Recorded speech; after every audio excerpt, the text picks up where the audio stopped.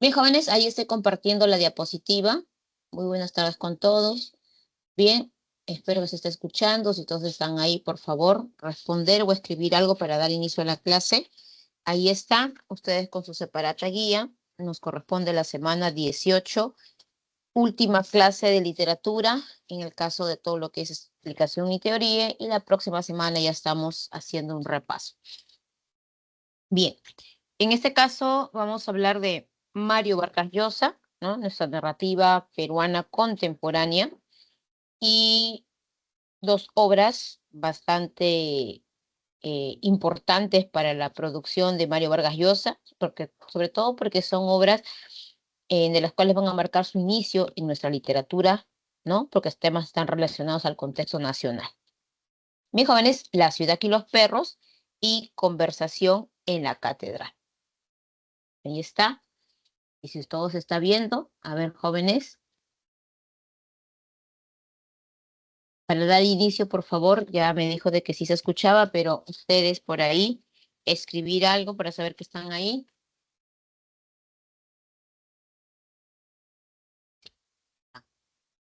Bien, entonces, aquí está. Bien, chicos, sé que están por ahí, entonces de todas maneras vamos a nosotros comenzar. Ustedes con su separata guía. Ay, gracias por responder. Cielo, Denise, gracias. Bien, entonces comenzamos. Aquí está el contenido, como ya les estoy explicando. Bien, aquí tenemos a Mario Vargas Llosa, ¿no? Este poeta que vamos a trabajar, más o menos él está perteneciendo a nuestra literatura peruana en la década de los años 60, ¿no? Porque recuerden que la vez pasada estuvimos mencionando la generación de 50. Entonces, Mario Vargas Llosa va a vivir en la década de los años 60, ¿no? Más o menos, donde va a involucrar sobre todo ya su etapa adolescencia, juventud, ¿no? Donde ya vamos a encontrar sus producciones, ¿no? Bien jóvenes, entonces más o menos pertenece a esa década. Bien, esto hace de que si pertenezca a esa década de los años 60, también sea parte del boom hispanoamericano, ¿no? Del boom hispanoamericano de la literatura, ¿no? Aquí desarrollada en América. Bien, al lado de García Márquez, de Carlos Fuentes y otros poetas, ¿ya? Bien jóvenes. Entonces ahí encontramos a Mario Vargas Llosa, ¿no? Definitivamente, pues, es un poeta, ¿no? Importante en nuestra literatura peruana, ejemplo y modelo de lo que otros poetas pudieron hacer o pueden seguir haciendo, ¿no? Ganador del Premio Nobel de Literatura en el año de 2010. Bien, como lo dice ahí, y no solamente pues gana el Premio Nobel, él ha ganado todos los premios que han podido ver en la literatura, ¿no? Los ha ganado él. Es un hombre que ha trascendido no solamente en el contexto nacional, sino también internacional. Bien, ahí también ustedes en su separata tienen una información de su biografía, pero es bueno y necesario conocer un poco más del poeta, ¿no? Para poder entender sobre todo sus primeros libros, como es La ciudad de los perros, como es la novela corta Los cachorros, Los jefes, Conversación en la catedral y muchas obras más, ¿no? Porque recuerden que Vargas Llosa no vive en el Perú, vive en el extranjero, y así como vive hoy en día en el extranjero, él siempre no ha escrito obras no solamente relacionadas al contexto nacional, sino a, a otros contextos internacionales. Y esto es debido a su gran vocación de investigador, ¿no? Como él es un gran investigador, puede hablar de otros espacios, lugares. Bien, entonces así él pues va a trascender a nivel, ¿no? En la narrativa, ¿no? Y va a ser muy importante por el aporte que va a dejar en nuestra literatura. Bien, Vargas Llosa Joven nace en la ciudad de Arequipa, ¿no? En el año de 1936. Bien, en su primera etapa de su niñez, él vivía, ¿no? Con su madre, todo el tiempo vivió con su madre, ¿no? Y él creía como niño que su padre estaba en el cielo, porque la familia de la madre, la familia Llosa, que era una familia en la época importante de solvencia económica, le dio todas las comodidades necesarias que él necesitaba de niño. Y sobre todo trataron de cubrir la ausencia paterna. La mamá de Vargas Llosa estaba casada con Enrique Vargas y cuando ellos vivían en Bolivia, o sea, se habían conocido en Perú y él, por el trabajo del señor se venía a Bolivia. Cuando ya iban a nacer Vargas Llosa, él le pide a su esposa que se vaya a Arequipa, porque no podía abandonar el trabajo. ¿Para qué? Para que la familia que ella tenía en Arequipa la pueda atender a ella, porque como él trabajaba y estaban solos, ¿quién iba a cuidar de ella cuando nazca el niño? Entonces ella por eso se va a Arequipa, por eso que Mario Vargas Llosa nace en Arequipa, ¿no? Y lo deja a su esposo porque ha pedido de él, ¿no? Y pronto se iban a reencontrar, pero nunca pasó eso, porque Vargas Llosa creció solo con su madre, sus abuelos, sus tíos, su familia. 10 años de que él no sabía nada de su padre, lo único que sabía era que su padre estaba en el cielo. Vivió al lado de su familia con mucho amor, con mucho cariño, ¿no? Porque siempre estaba rodeado de los abuelos, parte de la mamá, los tíos, los primos, y esa es la vida que él llevaba desde Arequipa. Luego se traslada también a Piura, ¿no? En su infancia, un tiempo viaja a Bolivia, acompañando a los abuelos también, porque el caso del abuelo también trabajaba en política y viajaba, ¿no? Y finalmente se establecen en Piura, donde él hace su primaria y ahí se queda en Piura. Cuando él tiene 10 años, un día la mamá le dice a él que va a venir a visitarle a alguien y que ella quiere que lo conozca. Él pensó pues que era un amigo, un familiar, pero cuando lo recogen del colegio era la madre y el papá de Vargas Llosa. ¿Por qué les cuento esto? Porque esto va a abarcar jóvenes mucho, cómo él inicia su vocación literal, ¿no? Porque este hecho, y que él mismo lo dice, ¿no? Le marca mucho a un niño de 10 años, que de un momento a otro te digan, ¿sabe que él es tu papá? Y si tú creías que tu papá estaba muerto, ese es un impacto psicológico, que él le dijo a su mamá que no entendía qué había pasado, que él no estaba en el cielo, le dice, no hijo, él es tu padre, ¿no? Lo saluda, pero ya desde ahí su acercamiento con el padre no era lo mismo que compartir con sus abuelos, con sus tíos. Él tenía un tío llamado Luis que le decía Lucho, que él prefería 1000 veces estar con él que con su propio padre, ¿no? Entonces, él tenía 10 años, la madre lo presenta, comparten juntos y la madre le dice, ¿no? No solamente era que lo conozca, sino le dice, vamos a vivir juntos, pero en Lima, le dice. Y él dice, ¿en Lima? ¿Pero cómo vamos a ir a Lima? Mis abuelos, mis tíos, la familia. Y el papá le dice que él va a ser su familia. Y lo que él se dice, lo que él dice, se hace. Entonces, él no pudo hacer más, ¿no? Y la madre esa misma tarde se lo trae de regreso a Lima. Y él viene a Lima a vivir con su padre y a vivir con su madre, a formar una familia. Pero todo fue pues solamente un momento de felicidad, ¿no? Él tenía, extrañaba mucho a su padre, no le acercaba mucho a él, porque era un hombre bastante serio, bastante autoritario. Él fue conociéndolo porque le mandoneaba a la madre, le levantaba la voz, la insultaba. Esto lo demostró al pasar el tiempo. Entonces, él, como niño, para evitar pues escuchar y tener que estar ahí a solas, entonces él se encerraba en su cuarto, ahí se quedaba, ¿no? Y ahí, ¿qué hacía él? Leía. A él le encantaba la lectura y se ponía a leer libros tras libros para olvidar lo que estaba a su alrededor, su mundo, la realidad, pues. Porque justamente eso es lo que él hace en sus obras, ¿no? Él crea un mundo, una realidad dentro de un contexto real. Por eso que una de sus características en su narrativa es el carácter realista. El padre, ¿no? Cuando lo veía mucho tiempo en su cuarto, porque ya él va creciendo, ya no tiene 10 años, ya tiene, es un adolescente, 12, 13, 14 años, 15 años.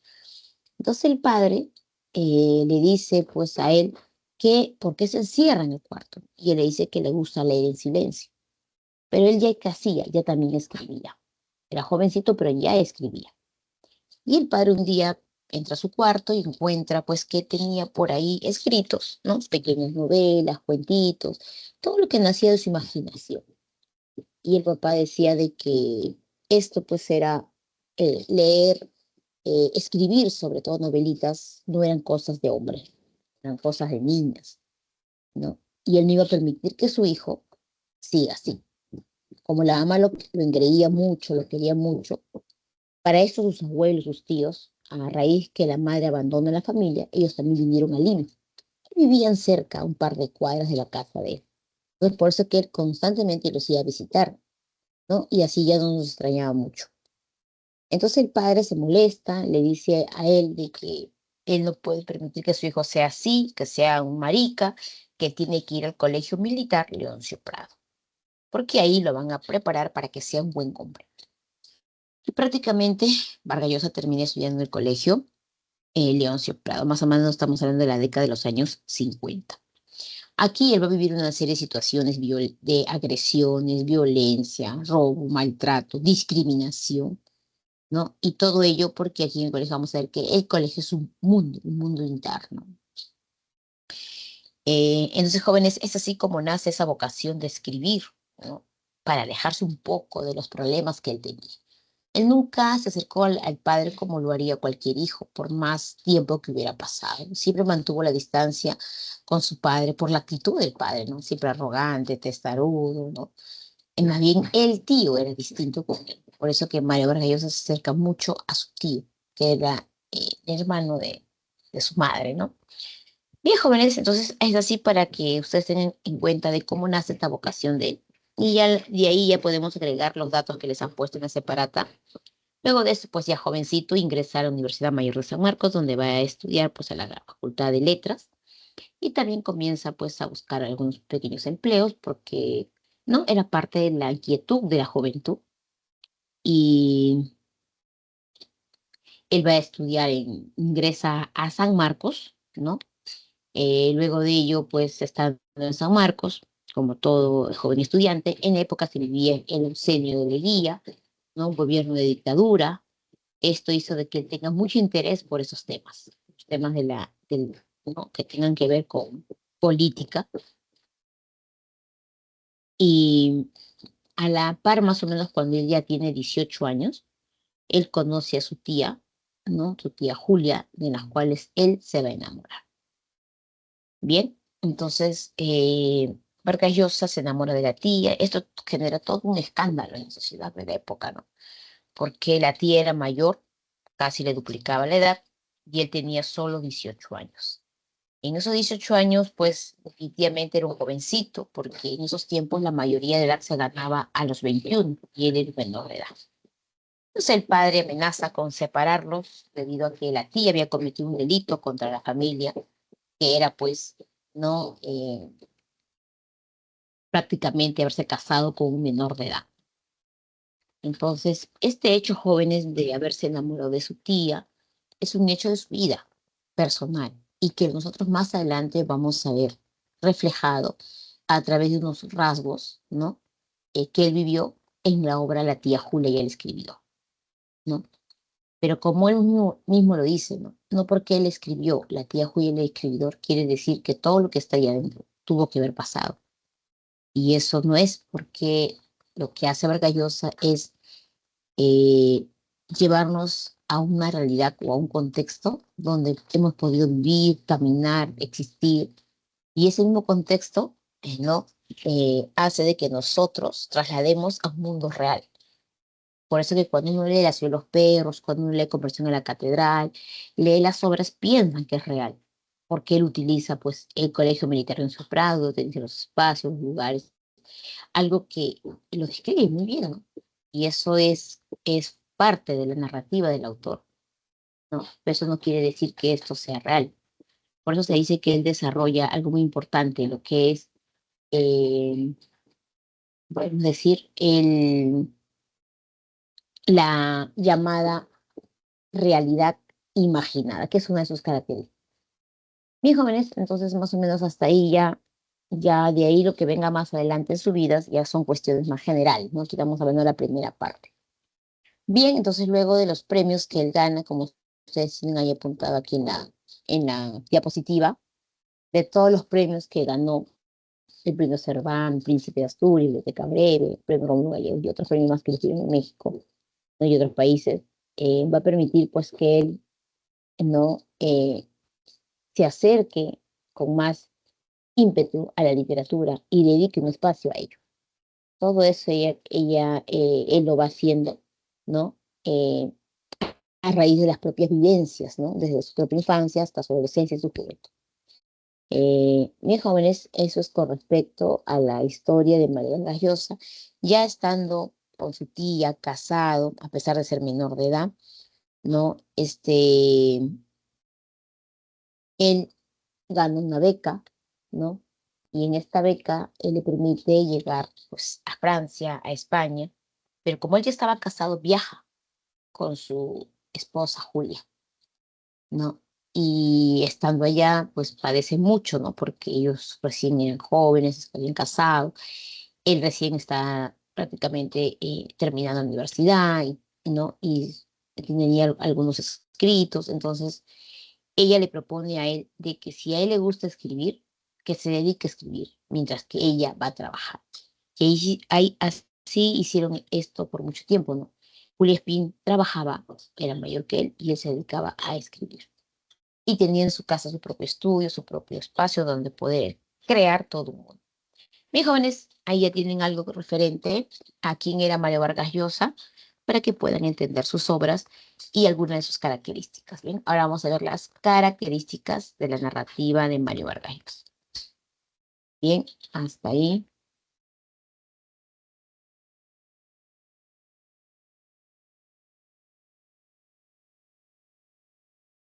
Ya. Bien, entonces vamos a ver ahora las características de su narrativa, de sus novelas, de manera general. Entonces dice, su narrativa es de carácter realista, y esto es justamente lo que yo les decía, es de carácter realista porque toma en cuenta aspectos, solo aspectos de la realidad cotidiana. Vargas Llosa, por si acaso, jóvenes, no es autobiográfico, él no es su característica. Él puede utilizar sucesos propios de su entorno, pero a esos sucesos él le va a crear una realidad nueva, le va a dar vida a esa realidad, ¿no? Entonces, esa es la primera característica, su carácter realista, ¿no? Entonces, él mismo va a construir un mundo dentro del mundo ya existente. Y, obviamente, uno como lector lee y se observa en las lecturas partes de un contexto, entonces, ¿el lector qué hace? Asume que es real. El lector cree que eso ha pasado. Por eso que en la ciudad de los perros jóvenes, cuando él se encontraba en Europa para publicar su obra, nadie se la quería publicar. Y justamente era por eso, ¿no? Porque no era en la época, pues, meterse con asuntos políticos de gobierno de un país era una situación no muy común, pero que hace de que él pueda crear sus propias historias, ¿no? Crea y nos propone un mundo dentro del mundo ya existente, ¿no? Esa es una característica importante de sus obras. Bien,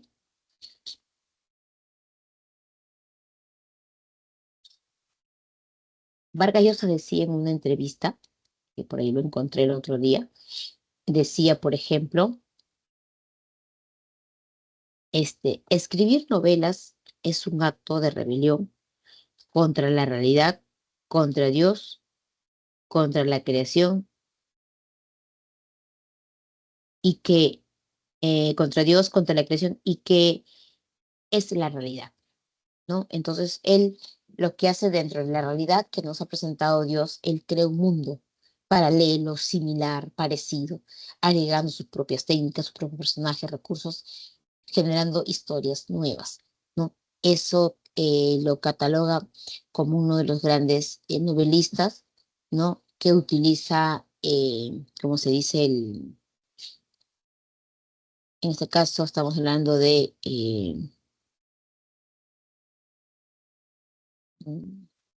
no, no es el teatro. Entonces, espérense, les estaba diciendo de la realidad imaginada, ¿no? Entonces, eh, esto es muy importante porque todas sus obras de él están marcadas en ello. Hay un ensayo que se llama La verdad de las mentiras. ¿Y ahí por qué? Porque en todas sus entrevistas casi siempre le preguntan, ¿no? Esto de la realidad. Y lo mismo le pasó con La ciudad de los perros, ¿no? Porque la editorial Barral, que había en esa época en Francia, eh, no le querían publicar la obra, ninguna editorial, porque, por el carácter realista, porque decían de que esta obra tenía algo de realidad, que ellos no tenían que tener, porque no querían tener problemas con la sociedad peruana, con el ejército, por eso no le publicaba. Y Carlos Barral confió mucho en él. Carlos Barral eh, le preguntó a Vargas Llosa antes de publicar, le dijo si lo que él había escrito ahí era real. Y él se negó, él le dijo que eso no era real, que eso era producto de su imaginación. Por eso que Carlos Barral fue el primero en publicar sus libros de Vargas Llosa y alcanza la fama, pues, internacional, como se dice, ¿no? Bien, jóvenes, ese es el carácter realista. La narración objetiva, ¿no? Esa es otra característica que tiene que ver con el narrador en tercera persona, y que solamente cuenta lo exterior, solo cuenta lo exterior. Bien, eso es con respecto eh, a la narración objetiva. Aquí no entra ya el narrador omnisciente, porque el omnisciente que te narra el mundo interno y externo, lo conoce todo. El narrador conoce todo lo que va a pasar en la obra, ¿no? Al personaje, sus sucesos, lo que piensa, lo que siente. Mientras que la narración objetiva solo se involucra con los espacios, no con los alrededores, pero más no con los personajes en sí. Ese es la narración objetiva. Aquí les he puesto la siguiente. A ver, aquí les he puesto un ejemplo de narración objetiva que es el segundo. Este es un fragmento de La ciudad y los perros, por ejemplo. Entonces, ¿cómo te das cuenta que aquí hay una narración objetiva? Porque está en tercera persona, porque alguien está contando lo que están haciendo los jóvenes.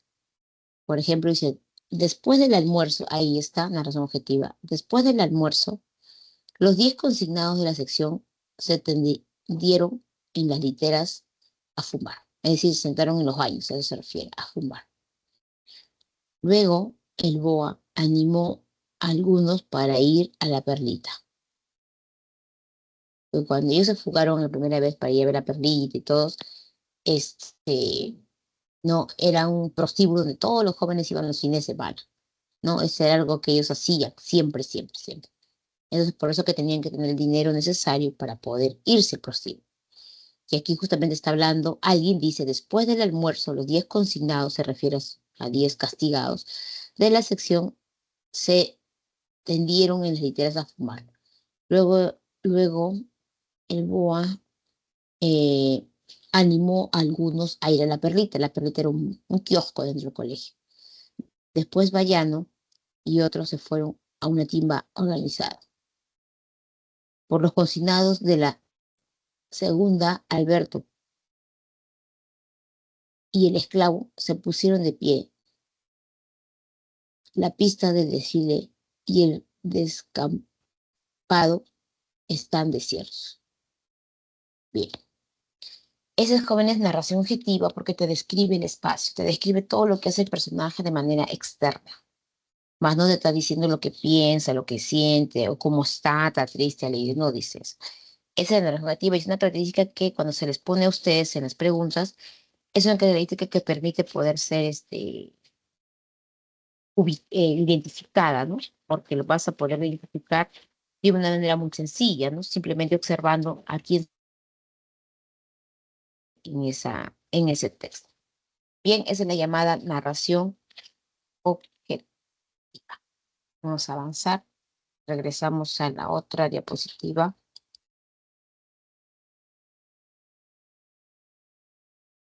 Ya. Cuando dice es asimilador e innovador de las técnicas narrativas más modernas. Entonces, la narrativa de Vargas Llosa no es ajena a otras narrativas que ya se venían desarrollando desde Europa. Recuerden que la narrativa hispanoamericana, la narrativa universal contemporánea, se da, pues, ¿no? Y eso sucede en el siglo XVIII. No. Ahora, Vargas Llosa lo que va a hacer ¿no? Definitivamente es utilizar ya esas técnicas que había. Por ejemplo, el monólogo interior. Recuerden ustedes a Frank Kafka, recuerden a, ¿no?, la metamorfosis. El monólogo interior era una técnica que ya existía. Entonces lo que hace Vargas Llosa es asimilar las cosas que ya hay. Pero no solamente se queda asimilar, sino también va a innovar y va a crear, ¿no? Entonces, en este caso, en el monólogo interior nosotros podemos ver, y lo hemos visto, que es el fluir de la conciencia, el mundo interno, qué es lo que está pensando el protagonista, el personaje en la historia, ¿no? Porque si bien es cierto, hay técnicas existentes y técnicas nuevas que él va a aportar. Y aquí vamos a ver la otra parte, ¿no? Porque no solamente es que él utilice lo que ya había, sino que aporte. Un ejemplo de monólogo interior, ahí les voy a mostrar aquí, por ejemplo, este es monólogo interior, porque ahí el personaje está pensando qué va a hacer con la situación que le ha pasado. Por eso dice, y si Guarina hubiera bajado la cabeza, o sea, el otro soldado, el otro cadete, pues, ¿no? Está pensando, ¿no? En ese momento, porque está pensando qué es lo que va a pasar, ¿no? Entonces, esto lo dice, lo piensa Alberto. Y si Guarina hubiera bajado la cabeza, y si me hubieran visto los botines, y si el jaguar no tiene el examen de química, y si lo tiene y no me quiere fiarme, y me planto ante los pies dorados, y le digo, yo soy de Leoncio Prado, y es la primera vez que vengo, te traeré una buena suerte. Y si vuelvo al barrio y pido 20 soles a unos amigos, y si dejo mi reloj en prenda, y si no consigo el examen de química, y si no tengo los cordones en la revista de prendas de mañana, estoy jodido.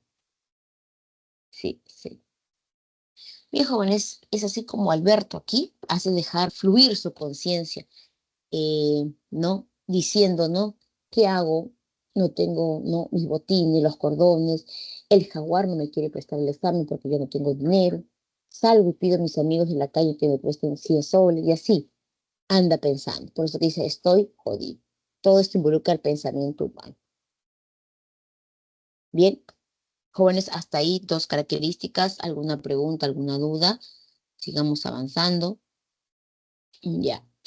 Entonces, ahí tenemos asimila lo que ya había y innova. ¿Qué técnicas innovadoras nos mostró Vargas Llosa? Por ejemplo, las llamadas alternancias, ¿no? Las alternancias son dos historias dentro de un mismo libro, ¿no? Se van narrando de maneras paralelas, consecutivas, pero jamás se van a reencontrar porque son historias distintas. Ya, esas son las historias paralelas. Luego tenemos otra técnica muy conocida que son el in media res, por ejemplo, que es una técnica que ya había, ¿no? Y lo que hace él es justamente utilizarla y llevarla a su máximo esplendor, porque todas las horas de Vargas Llosa están dadas justamente, ¿no?, por la diversidad de técnicas que utiliza. Bien, otra técnica importante son los vasos comunicantes, los diálogos cruzados, por ejemplo. Los diálogos cruzados son específicamente, ¿no? Cuando lo vamos a explicar ahora nosotros, conversación en la catedral. En conversación en la catedral, dos personas se encuentran conversando, dialogando porque no se han visto después de 6 años. Ahí, por ejemplo, están los diálogos cruzados. Bien, ya hemos dicho alternancias, vasos comunicantes, la técnica del flyback, ¿no?, que es otra de el monólogo interior y todas las técnicas que él pudo aportar, ¿no?, en nuestra literatura. Su obra transmite varios tipos de lenguaje. Eso tiene que ver, jóvenes, con los diferentes obras y estilos que él ha tenido, ¿no? Él no utiliza un solo lenguaje para todas sus obras, ¿no? Va cambiando de acuerdo al contexto. Hay obras que tienen que ver, por ejemplo, con el aspecto político, social, y no va a hablar lo mismo cuando está hablando de adolescentes en Nació los perros. Su lenguaje varía de acuerdo, ¿no? De acuerdo al tipo de obra que tiene, ¿no? A la forma que va a tener, que va a presentar. No todas sus obras van a ser iguales. Por ejemplo, él utiliza el lenguaje paradójico, que viene de parodia, de burla. Ahí tenemos la obra Pantaleón a las visitadoras. Pero ese mundo de Pantaleón no es lo mismo que cuando escribe los cachorros, cuando escribe las y los perros. Ahí está la variedad de lenguajes. Y la variedad de lenguaje que va a utilizar. Políticos, psicológicos, sociales, históricos, ¿no? Y costumbres propias, ¿no? De la época. Bien, luego tenemos que esta propone que la novela es la invención de una realidad imaginada. Claro, pues si tú te imaginas situaciones, espacios, ¿no? Creo que todos en algún momento a veces imaginamos cosas, pero lo que hace Vargas es llevarlo esto a su literatura, llevarlo esto, ¿no? Y crear historias. Bien. Bueno, otra obra de carácter sociológico, por ejemplo, La guerra del fin del mundo, del fin del mundo. La guerra del fin del mundo tiene que ver con una obra con datos de Brasil, ¿ya? De ahí se investiga el IAS. Luego tenemos que ver, por ejemplo, La fiesta del Chivo, que es una obra que tiene que ver con las dictaduras, en este caso es la dictadura de Santo Domingo, ¿no? República Dominicana, que también para escribir esto investiga, ¿no? O sea, cada obra va a tener en cuenta aspectos propios de su vida y de lo que él investiga. Bien, listo. Estos son algunos ejemplos de las innovaciones. Propone que la novela es la invención de una realidad imaginada. Es esto. Así como García Márquez Jóvenes tiene el realismo mágico, ¿no? Mágico porque él eleva de la realidad más allá. Vargas Llosa tiene la invención de una realidad imaginada. ¿Imaginada por qué? Porque él crea un mundo dentro del mundo existente. Dentro del mundo existente, él va a crear un mundo, ¿no? Entonces, esto es propio, ¿no? De las novelas, pues, ¿no? Porque ninguna novela va a tener corte real, porque todas las novelas tienen un parámetro en los aspectos sociales de cada persona, aspectos políticos, aspectos psicológicos, etcétera. Y esto lo va a plasmar luego en sus obras. Bien, y después de todo lo que he explicado ahora en esta primera parte, dice que su narrativa busca la novela total. Entonces, ¿eso qué quiere decir? ¿No? Que lo que busca, ¿no? El autor es presentar todas las dimensiones del quehacer humano. O sea, todo lo que el hombre puede sentir, hacer, sufrir, pensar, aspectos psicológicos, sociales, no políticos, literarios. Abarca todo tipo de temas, por eso es novela total. Él no utiliza un solo tema, no, todas románticas, todas teatros, todas historias, no, él cambia. Y cambia justamente para poder innovar, para no repetir lo mismo, ¿no? Y eso lo hace grandioso, porque eso no solamente queda ahí, acá en el Perú, sino también llega estas técnicas a Europa. Y en Europa, ¿no? Son espacios importantes que tiene la literatura peruana y que otros poetas también que él va a conocer van a hablar acerca de, ¿no? De esta situación. Bien, jóvenes, ahí tenemos las características. Ejemplo que puse por ahí. Bien, ahora nos vamos a la ciudad de los perros. ¿Hasta ahí dudas, preguntas? Bien,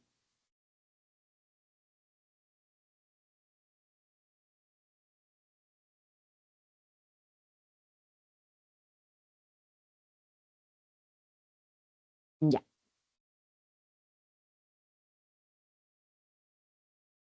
Bien. Jóvenes, en la ciudad de los perros es una de sus primeras obras publicadas en el año de 1963 en Europa, ¿no? En esos momentos se encontraba por allá. Y pues como les comenté, ¿no? Carlos Barral, este dueño de la editorial Barral, decide arriesgarse y publicar. Y es por eso que la ciudad de los perros alcanza, pues, ¿no? Niveles bastante importantes, ¿no? Para la gente, ¿no? De la población, podemos decir, de todo el Perú, pero también a la vez, ¿no? De aquella sociedad internacional, porque él escribió allá. Entonces fue muy difícil, ¿no? Tener que publicar por su contenido. Y no era cuestión de dinero, sino era cuestión de contenido. Y el editor, dueño de la editorial, se arriesga mucho, ¿no? Publicando su libro, pero que no se equivocan, porque luego alcanza toda esa fama que hoy en día conocemos. Bien, vamos a ver ahora La ciudad y los perros. Bien, jóvenes, de esta obra inclusive se ha hecho una película peruana. Y justamente ahí ustedes tienen las imágenes, que son producto de las películas. Y es una obra que ha marcado mucho, ¿no? La literatura eh, peruana e internacional. Bien, jóvenes, así rápidamente vamos a explicar el argumento. ¿Listo? Allá. Bien. Entonces, jóvenes, por aquí les voy a leer también, para que tomen en cuenta. Por ejemplo, en La ciudad de los perros, jóvenes, es una obra que utiliza la técnica del monólogo interior, porque él ha visto los ejemplos, utiliza la técnica de narración objetiva, utiliza también la técnica de que, ¿no? Las llamadas alternancias, ¿no? Que se van a dar en la historia, ¿no? Porque no siempre se habla del colegio, sino también se habla eh, de diversos personajes, sobre todo los más importantes, como es Alberto el poeta, Ricardo Arana, ¿no? Y el jaguar. Ellos son los personajes importantes de esta historia y que Vargas Llosa, al utilizar la técnica llamada alternancia, es cuando está hablando de algo y luego rompe el tiempo para hablar, ¿no? De un personaje y cómo llegó al colegio, del pasado, ¿no? Termina y otro personaje es, ¿no? El jaguar, que también tiene espacio donde se habla de él. Y luego, pues dentro de todo, ¿no?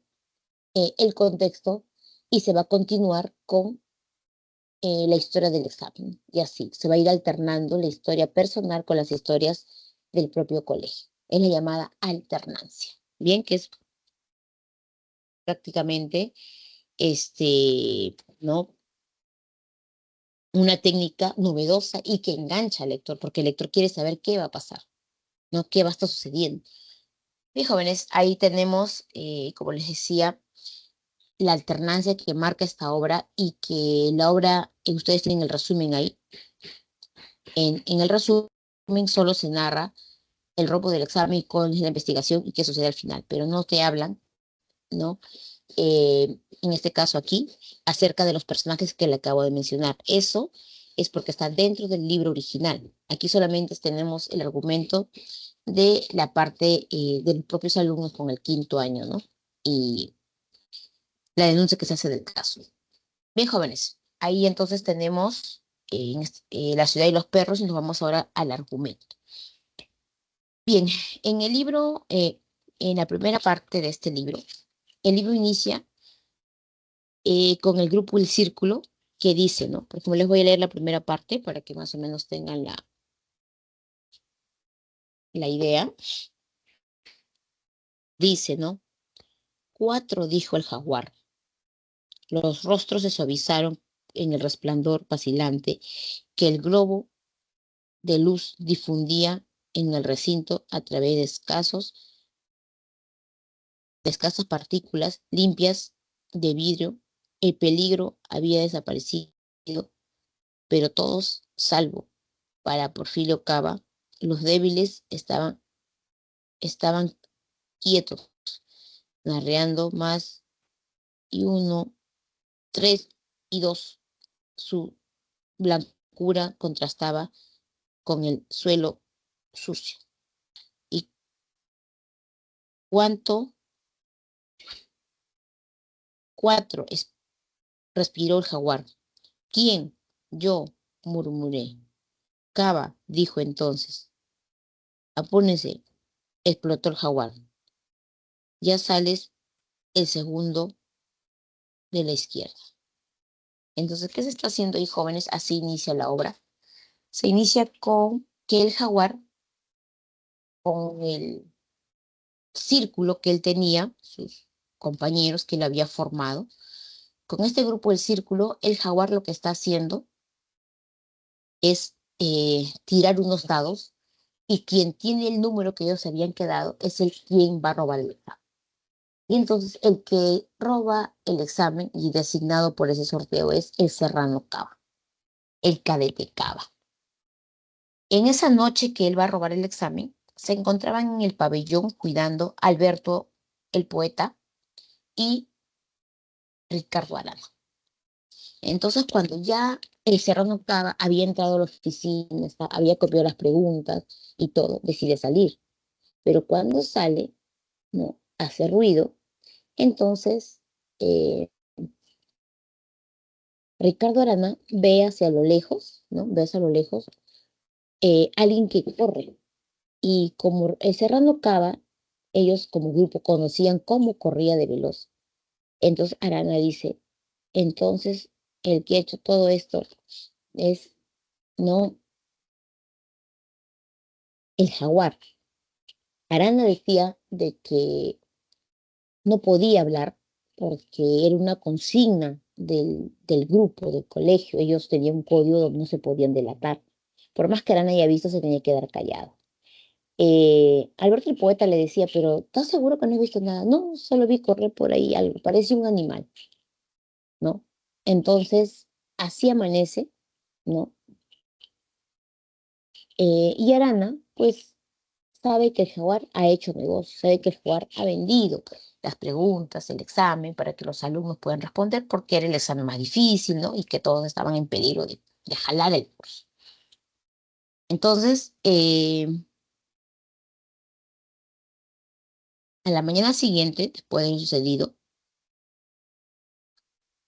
el esclavo está intranquilo porque sabe que el jaguar va a hacer algo, ¿no? Todos están sentados ahí dando su examen y el teniente Gamboa, que cuidaba su sección de él, estaba al cargo de él. Entonces, dice, ¿no? Aquí en este grado de quinto va a suceder algo, mejor cuido yo mismo. Así que él se puso a cuidar el examen. El teniente Gamboa, al lado del brigadier que era Rospin. Ellos están cuidando el examen y es ahí donde cae un papel cerca de donde está sentado Alberto. Alberto en ese momento no había pedido que le eh, eh, comprar las preguntas ni nada porque él no tenía plata. Entonces le era difícil y por eso estaba preocupado de cómo iba a salir en su examen, ¿no? Cuando cae el papel, Alberto dice, pero si yo no he pedido a nadie, qué raro, ¿no? Entonces ya también sabían de que el que estaba haciendo esas cosas, el jaguar estaba sentado atrás. Cuando Arana voltea así para ver de dónde vino, Arana lo mira y el teniente Gamboa, darse cuenta de ese papelito, ¿no? Y se molesta, obviamente, y dice, ¿quién fue o quién es el responsable? Entonces, como ya el jaguar lo había visto, Arana se pone de pie y le dice al teniente Gamboa que él había sido. Y entonces de ahí, no, no puede creer Alberto de que Arana se haya echado la culpa. Decía, pero si él no hizo, él no tuvo nada que ver, pero tampoco podía hablar. ¿No? Era porque obviamente Jaguar lo tenía amenazado, pues, ¿no? Porque no podía permitir que se anule el examen, sino que solo lo castiguen al que quiso copiar. Mejor dicho, al soplón, al que quería copiar. Bien, termina el examen y viene el fin de semana y todos los chicos tienen que salir, pero Arana se queda castigado, ¿no? Porque se ha, se ha robado el examen. Entonces, pero Arana le pide al poeta que lleve una carta a una enamorada, una declaración. Y Alberto no quiere, ¿no? Porque Alberto decía de que él prefería irse al prostíbulo que estar mandando sobrecitos, cartitas. Pero Arana se lo pide, le pide que le haga ese favor. Entonces Alberto dice, antes de irme al prostíbulo, paso por su casa de esta chica y se lo dejo. Y cuando Alberto hace eso y ve a la chica, ¿no? Ella no le da la carta y se la guarda, ¿no? Y nunca la entrega porque a partir de ahí comienza a cortejarle él a ella, ¿no? La enamora, va enamorado y lo corteja. Mientras que Arana se encontraba en la cárcel, pues, ¿no? Ese fin de semana Alberto la pasó con Teresa. Y cuando llegó al colegio el domingo, la noche, Arana lo esperaba y le preguntó, ¿no? ¿Qué había pasado? Y él no sabía qué decirle y le dijo de que solo había entregado la carta y que luego se había ido. Y eso obviamente era mentira, pues, ¿no? Entonces, porque ya él ya estaba con Teresa, Alberto estaba con Teresa. Así pasan, ¿no? Las autoridades están investigando porque Arana no va a hablar, no dice nada. Y entonces Arana está desesperado porque ya no soporta más estar encerrado, porque él se quedaba solo el fin de semana. Así que va a buscar al teniente Guarina para decirle lo que él había visto. Y después que no, Guarina lo escucha, le dice, bueno, si tú dices que fue el Serrano Cava y que has visto, ¿no? Y que tiene, entonces le dice, vamos a hacer una investigación, pero te vamos a mandar a ti a tu casa. Y a Arana lo mandan a su casa, ¿no? Pero su papá de Arana lo castiga por haber copiado en el examen y lo dejan encerrado. Por eso que Arana nunca llega a conversar con Teresa para preguntarle, ¿no? Si quiere estar con él o con ella, ¿no? Entonces, Arana está contento, ya habló, ya dijo, y se va a su casa, pero su casa pues termina al final encerrado. Y definitivamente Teresa pues nunca llega a conversar con Arana, porque cuando papá lo saca lo lleva al colegio de regreso. Alberto, preocupado por esta situación, decide buscar a Teresa para ver si Alberto y si Ricardo había llegado por ahí, pero Teresa le dice que no, que Arana ni siquiera había venido y además ni lo conocía. Mientras investigaba quién robó el examen y lo que había dicho Arana, el teniente Guarina y Gamboa no continúan ahí las investigaciones y dan de baja pues al Serrano Cava, lo expulsan.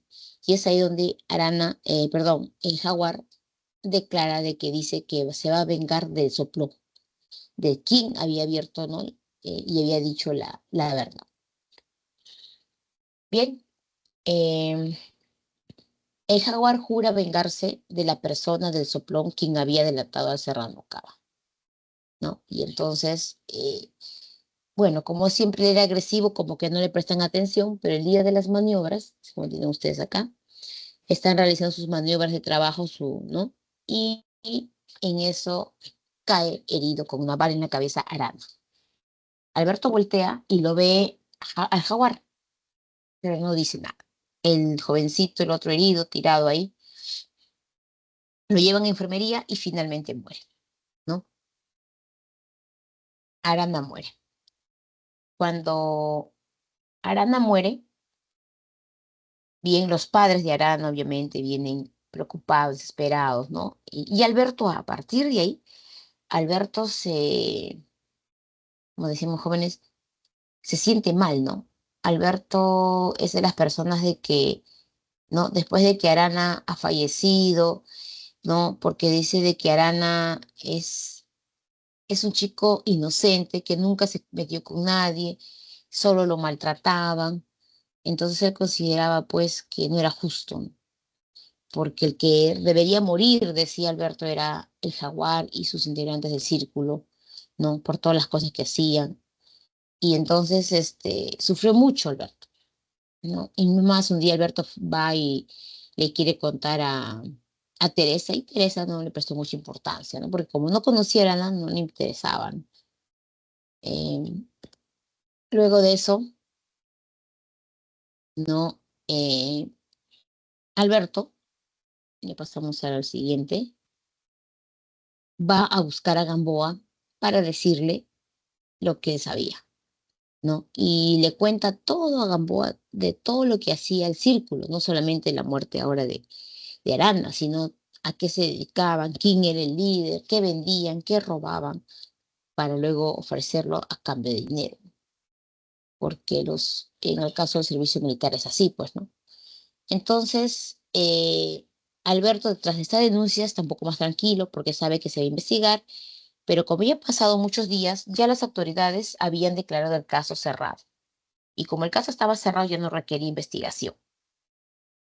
Entonces, Alberto se desespera porque Gamboa lo primero que hace es investigar y él mismo hace requisa en el grupo de quinto. Y al encontrar requisa, hace la requisa y le encontró cosas a todos. Le encontraron más cosas al jaguar, las cosas que decía Alberto, ¿no? Entonces sí se le podía creer de que Alberto, no, de lo que estaba diciendo el asesinato de Arana. Pero cuando Gamboa presenta el caso, los generales del alto mando le dicen a Gamboa de que él ya no insista más, porque si no va a ser sancionado, porque la muerte de Arana había sido por maniobras, por casualidad, ¿no? Entonces, y ya estamos prácticamente en el desenlace, porque Alberto está desesperado, ¿no? Porque él decía que eso era injusto, la muerte de Arana tenía que ser justa, y él lo que hizo solamente era ayudar ¿no? Y estar ahí en el colegio por obligación, porque él no quería estar ahí, ¿no? Entonces, el director le dice a Alberto de que ya no insista, porque si insiste también a él le va a caer la sanción, porque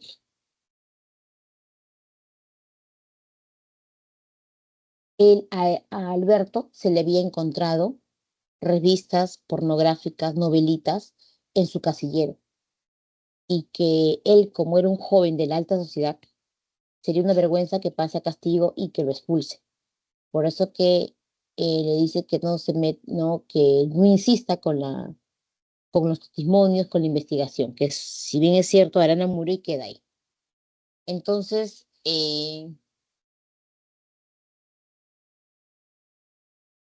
Alberto, debido a las declaraciones que él dio, terminó siendo castigado, ¿no? Al igual que el esclavo. Al esclavo también lo castigan en la celda porque encontraron en su casillero cosas indebidas, ¿no?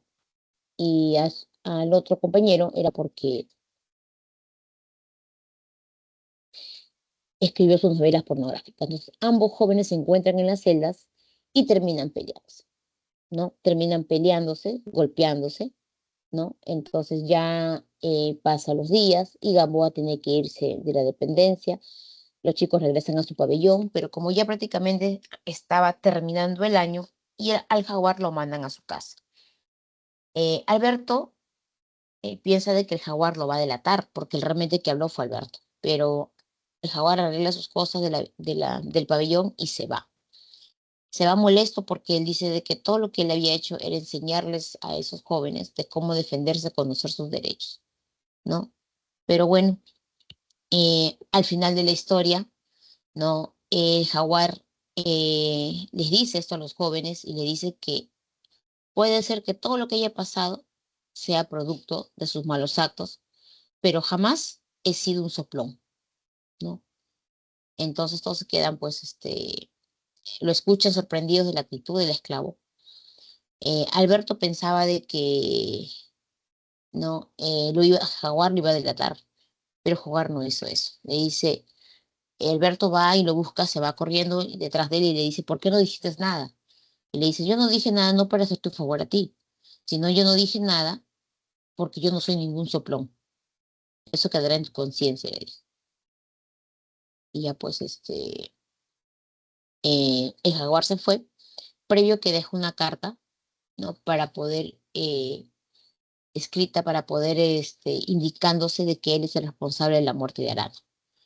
Gamboa igual se tiene que ir. Gamboa no hace nada, le dice de que así él haya matado o no haya matado eh, o haya robado el examen o haya matado a Arana o no, ya es demasiado tarde porque ya no se puede investigar más, y si él lo mandan a Puno, él tiene que obedecer. Así que le dijo, no hagas nada, prácticamente desechó la carta, no quiero saber más, le dice, yo me voy a Puno, así le dice Gamboa, y tú tienes que seguir aquí, no con tu vida, pero le dice, a partir de ahora tienes que cambiar tus actitudes. Y eso es lo que hace el jaguar, ¿no? Al final, ya no tiene esa vida que tenía en el colegio, ¿no? Cambia completamente. Bien, acá dice, los cadetes que han aprendido su lección de sobrevivencia se reintegran a la sociedad tras salir del colegio. Y eso es cierto, ¿no? Ellos van a ir buscando dónde pueden encajar mejor, ¿no? O estar mejor. Bien, jóvenes, así hemos terminado. Ay, perdón. Esta parte de la ciudad y los perros. Bien, creo que viene el descanso. Regresamos dentro de un ratito. Ya continuamos con algunos puntos que falta aquí. Ya regresamos, jóvenes, dentro de 15 minutos.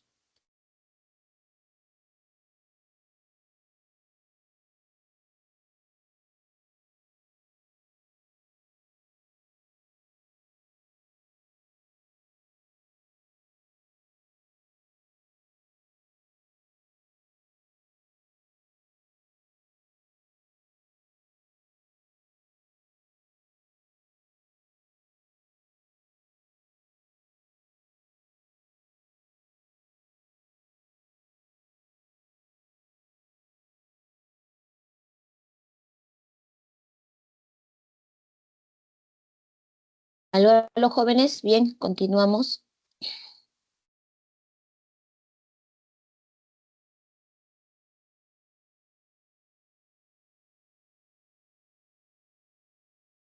A ver, ¿están ahí, jóvenes? Ya. Bien, entonces vamos a continuar donde nos habíamos quedado. Estábamos en el argumento, ¿no? Ya. Entonces, en este caso, en esta historia, jóvenes, nosotros estamos viendo leer argumentos. Ya. Bien, habíamos quedado al final de que Alberto y el jaguar, ¿no?, discuten, pelean dentro de la celda de castigo donde ellos estaban. Y al final el jaguar se despide, se va del colegio diciéndole a Alberto que él no es ningún soplo. No, porque fácil para el jaguar hubiese sido decirle a los demás compañeros que él no fue el que los delató, porque todos pensaban que si se les encontraron todas las cosas que ellos hacían fue por culpa de jaguar, pero no fue cierto, fue culpa de Alberto. Y Alberto se queda ahí, ¿no? Ya prácticamente fin de año terminaron, ¿no? Gamboa ya no, tampoco quiere continuar con el caso, le dice a Gamboa que, le dice a Jaguar que mende su camino, que vea su vida, ¿no? Pero que ya no se puede hacer nada, ¿no? Y prácticamente rechaza la carta que Jaguar había escrito, pero toda esta parte ya está en el epílogo, ¿no? En el epílogo se menciona estos detalles, ¿no? De lo que sucede después con el Jaguar, con Gamboa, Alberto, de manera general nada más, ¿no? Por ejemplo, Alberto termina, se va y se va a Europa, se va a Estados Unidos porque él era de la clase alta, así que él se va a estudiar por allá, ¿no? Y cada uno hace su vida. Gamboa se va a Puno, ¿no? Y el jaguar se va a su casa, al Callao, a buscar pues a su familia, ¿no?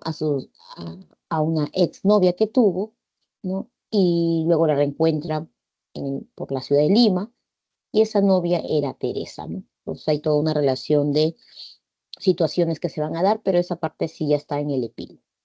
Bien, jóvenes, entonces esta obra, La ciudad de los perros, va a tener, como dice aquí, un tema central, que es el sistema autoritario de la enseñanza militar, ¿no? Los alumnos iban ahí, como se dice, y muchos padres ponían ahí a sus hijos porque se decía que aquí pues, la enseñanza era drástica, era autoritaria, donde los chicos salían bien formados, ¿no? Por eso de la insistencia de estar ahí, ¿no? En este colegio. Pero dentro del colegio era todo un mundo, ¿no? Un mundo cargado de mucho racismo, menosprecio, etcétera. No lo vamos a ir viendo en el transcurso en este caso, los subtemas, porque subtemas hay bastante. ¿No? Dice, el pandillaje juvenil como símbolo de rebeldía ante el sistema. Porque recuerden que aquí eran adolescentes, ¿no? El jaguar, el boa, el rulos, todos ellos eran jóvenes. Entonces ellos formaban una pandilla y más lo hizo el jaguar cuando formó el círculo, porque jóvenes, el jaguar fue el único joven que cuando llegaron ellos a tercero al colegio, siempre tenían que pagar pues los ritos, los castigos de los chicos de cuarto y quinto. Cuando el jaguar, Alberto y todo ese grupo llegó a tercero, le dieron el llamado bautizo, así le decían ellos. Bautizarlo era que actúen como perros, golpearlo y hacerle una serie de cosas, ¿no? Y todos llegaron a hacer, pero el único que no pudieron obligarlo a hacer fue el jaguar. Y esto fue debido a qué. Oh, tiene una razón, porque en la misma obra también dice, porque se te presentan al jaguar, ¿quién era? El jaguar venía del Callao, vivía en el Callao. un grupo donde había mucho pandillaje, ¿no? Y mucha violencia. La tía ya no podía controlarlo al jaguar. Su hermano del jaguar ya estaba preso, había salido. Los amigos del hermano, y como él era jovencito, pues prácticamente lo jalaban al grupo. Y el jaguar se estaba volviendo así, como ellos. Entonces la tía, para evitar eso, por eso lo lleva al colegio militar. Entonces, el jaguar, a comparación de todos los jóvenes, de Alberto, del Boa, de Fernando Cava, ellos llegaron pues todos como jovencitos, pues, ¿no? Todos tímidos, callados, tranquilos, mientras que el jaguar tú le decías algo y reaccionaba, o sea, era fuerte.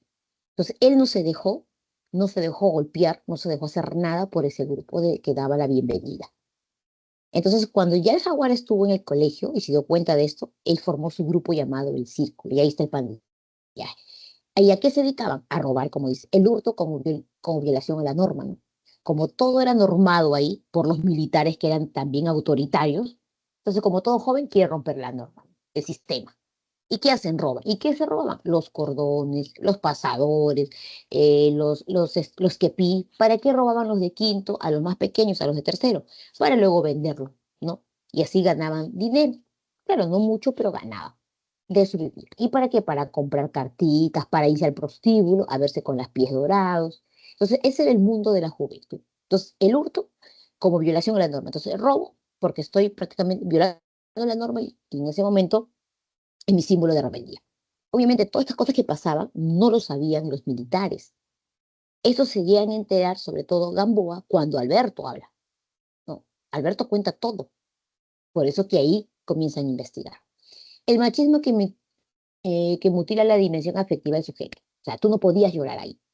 Y eso es lo que hacía Arana, ¿no? Arana al principio lloraba. Y por eso lo trataban como el esclavo. Alberto nos hacía problema. Por eso Arana a veces le decía a Alberto, ¿y a ti por qué no te molestan, no? ¿Y a ti por qué no te hacen esto? Decía Arana. Es que yo, como decía, yo trato de seguirles.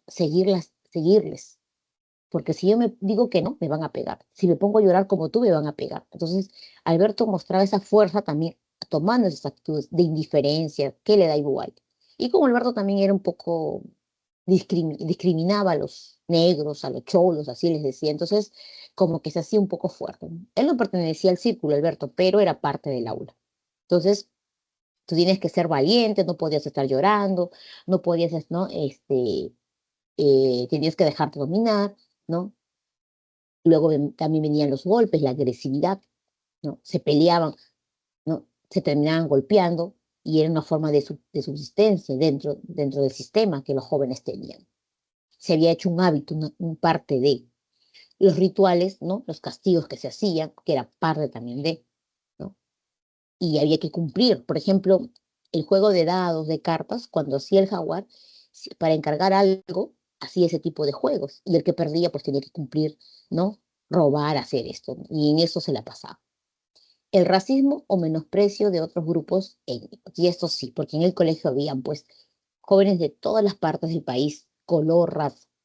Y es así donde venía la discriminación, ¿no? Y uno de ellos era Alberto. Alberto discriminaba a los negros. Pero este negrito que estaba ahí en el colegio era un negrito que le daba igual lo que le decían, ¿no? Tenía su autoestima así, pero había otros que no, pues como Ricardo Arana, ¿no? Sumiso, miedoso, ¿no? El clasismo o discriminación por diferencias de clase. Claro, diferentes clases. Aquí había todo tipo de clases sociales. Alberto, por ejemplo, su familia le podía pagar servicio económico. Como había gente que venía de provincia, como había gente muy humilde, ¿no? Que había luchado para estar en el colegio. Entonces aquí se ve esta parte. Todos estos temas jóvenes están involucrados en relación, ¿no? A la lectura de la obra. Bien, con eso hemos terminado entonces con La ciudad de los perros y con los temas que ustedes me ponen ahí. Un ratito. Bien, a ver si se guían de su separata. Espero que estén todos ahí, jóvenes. ¿Se escucha, no?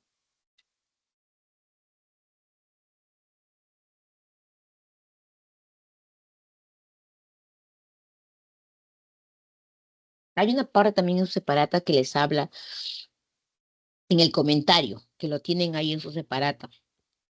Dice que el colegio se convierte como un espacio urbano, donde se advierte la presencia de individuos de distintas razas y clases sociales, enfrentadas entre sí. Alberto desprecia a los negros y los serranos, como él mismo los llama. Él pertenece a la clase media alta. El padre de Alberto es también autoritario y engaña a su esposa.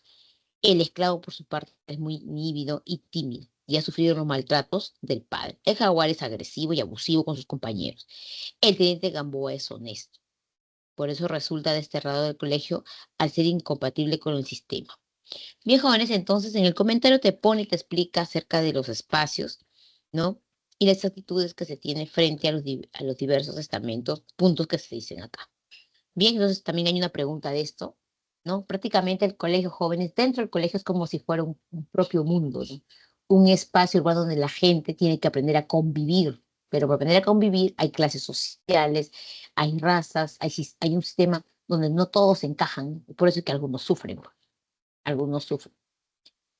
Bien, preguntas, dudas, jóvenes, para continuar, a ver, por favor.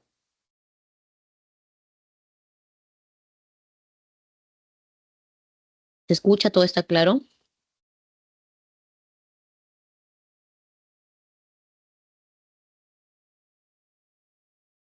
Jóvenes,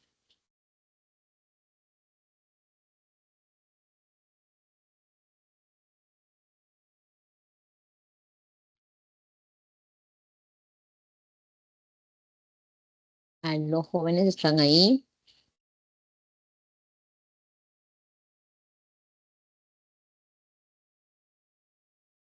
Ya, gracias. Por ahí una manito. Ya, ya, ya.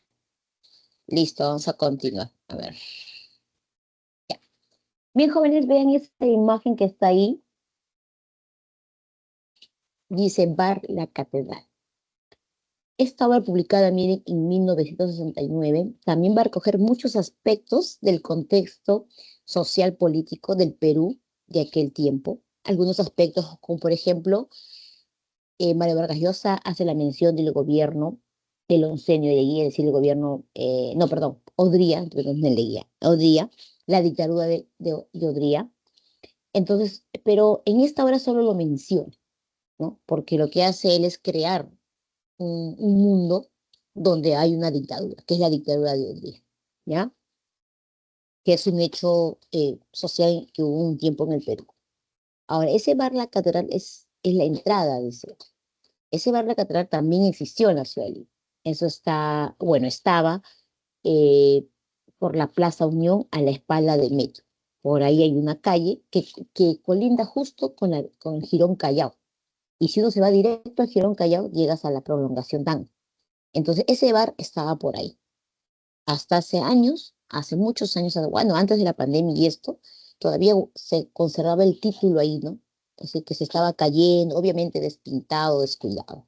Hoy en día ya no está ahí, ¿no? Está el espacio así cerrado, pero ya no hay, ¿no? Pero por lo menos ahí existió ese bar La Catedral. Ahora, Vargas Llosa toma este espacio para contarnos una historia llamada Conversación en la Catedral. Entonces, aquí la técnica que utiliza es los diálogos cruzados, porque van a ser dos personas que se van a reencontrar. Aquí también vamos a encontrar nosotros la técnica del in media res, porque lo que va a hacer él es en el presente, en ese momento que las personas se encuentran conversando en el bar, sucede todo, la novela se gira ahí en torno, ¿no? Terminan ellos un par de horas de conversar, de estar tomando unas bebidas, y luego se van, nada más. O sea, ellos no se trasladan a ningún lugar, todo está ahí. Pero estando ahí, ellos comienzan a recordar hechos del pasado, del pasado. Por eso que la obra es bastante extensa. La obra tiene, en este caso, cuatro partes, a diferencia de La Ciudad de los Perros, que tiene dos. Tiene cuatro partes y cada parte tiene entre 8, 7 y 9 capítulos. O sea, es bastante compleja y voluminosa. No, no es cualquier obra. ¿Ya? Ahí tenemos Conversación en la Catedral. Ya, ustedes en su separata, ¿sí? Tienen un argumento bastante completo, extenso, y sobre todo para que puedan entender la esencia de la obra. Y luego tienen en el comentario dos ejes narrativos, ¿no? Que es como está narrada la historia, ¿no? En dos partes muy importantes. Entonces, ahí ustedes tienen bien explicado, jóvenes, esta obra. Bien, vamos a comenzar ahora. Ya, entonces, Conversión en la Catedral, 1969. Aquí tenemos. Bien, en este argumento, jóvenes, vamos a encontrar a dos personajes principales, donde gira toda la historia y que dura solamente todo una tarde de conversación y ahí termina, no más. El protagonista se llama Santiago Zavala, llamado también Zabalita. ¿Quién se encuentra con Ambrosio? ¿Y quién es Ambrosio? Ambrosio en este caso ya era un anciano, hombre mayor. Santiago tenía entre 30 y 35 años aproximadamente. Y Ambrosio tenía entre 50 y 60, era un hombre mayor, pero que había conocido a Santiago desde adolescente, desde niño, y habían perdido el contacto por años. Ambrosio había trabajado como chofer de su padre, ¿no? Entonces, por eso que Ambrosio lo conocía a Santiago, y cuando ellos se reencuentran, se van a dirigir al bar La Catedral. A lo largo de la conversación, dice, irán tejiéndose los pormenores de la vida de Santiago, ¿no? Y ahí brevemente les voy a contar algunos puntos para que ustedes conozcan quién es Santiago y cómo llega, ¿no?, a conocer a Ambrosio y todo el mundo que se narra. Luego tenemos a otros personajes que también los voy a mencionar. Un minutito. Está. Aquí está entonces. Ahí está. Tenemos otros personajes, por ejemplo, Cayo Bermúdez. Cayo Bermúdez es un corrupto. Cayo Bermúdez trabaja para la dictadura de Odría. Cayo Bermúdez es como decir el brazo derecho y que manejaba todo el gobierno, ¿no? Y era corrupto, todo el mundo lo conocía, sabía, pero nadie podía hacer nada porque estaba bajo una dictadura. Entonces, ¿cómo Cayo Bermúdez conoce a Fermín Zavala? Porque ellos de jóvenes, mi papá, Fermín Zavala, había vivido en Ica, ¿no? Y luego, pues, ¿no? Comenzó a dedicarse al transporte y su platita y vino a Lima con su familia y se quedó en Lima. Entonces, cuando Odría entra a la presidencia, comienza a llamar a algunos de sus amistades y en eso está Cayo Bermúdez. Pero Cayo Bermúdez a la vez es amigo de Fermín Zavala del colegio de la infancia. Entonces, cuando ellos se vuelven a reencontrar en Lima, entonces Cayo Bermúdez le dice, pues, ¿ya que se dedicaba? ¿No? Y él dice que se dedicaba a transportar, tenía carros que transportaba, como decir, encomiendas, medicinas, o sea, camioncitos que llevan las cosas a diferentes empresas. Entonces, Cayo Bermúdez le propone, pues, ¿no?, a Fermín Zavala hacer negocio. Y Fermín Zavala acepta. Es así como llega Cayo Bermúdez a la vida de Santiago Zavala. Luego, Santiago Zavala tiene su madre y dos hermanos más, ¿no? Dos hermanos, pero de los tres que eran, Santiago era el más, por decirles, el más estudioso, el más responsable, ¿no? Su madre se llamaba Zoila, a su hermano le decían Chispas y su hermana le decían Tete, así, ¿no? Porque solo se menciona, ¿no? Y van a recordar, porque es parte de su familia. Otro personaje que también deben tener en cuenta es la llamada la musa. ¿Quién es la musa? Una prostituta. Una prostituta muy conocida en la época, que Cayo Bermúdez, pues obviamente cuando está manejando el gobierno y todo, realiza algunos acontecimientos, algunas reuniones con grupo de gobierno y los lleva a ellos a Ancón. Antes, pues, Ancón era el mejor balneario donde iba la gente de la alta sociedad, ¿no? Entonces, obviamente, lejanísimo de Lima, pues, ¿no? ¿Quién no conoce Ancón, ¿no?, las playas y todo? Pero ahí era, pues, el balneario. Y, pues, la cúpula del gobierno iba ahí. Y Cayo Bermúdez, como Fermín Zavala también trabajaba para él, también lo invitaba. Y llevaban, pues, prostitutas, gente, diversión, pues, ¿no? Ahí es como se dice. Una de esas prostitutas, y la más bonita, era la musa, quien iba, ¿no?, con ellos. Entonces ahí viene esa relación, ¿no? Cuando Fermín Zavala iba a esas reuniones y Fermín llevaba, pues, a Ambrosio, que era chofer, pues, para ambos. Entonces ahí se van a ir conociendo esos personajes a lo largo de la historia, ¿no? Y hay otros personajes más, pero estos son los más importantes que en relación de lo que usted tiene que saber en la historia, ¿ya? Bien, entonces, ¿qué más? Ahora tenemos por acá, ya,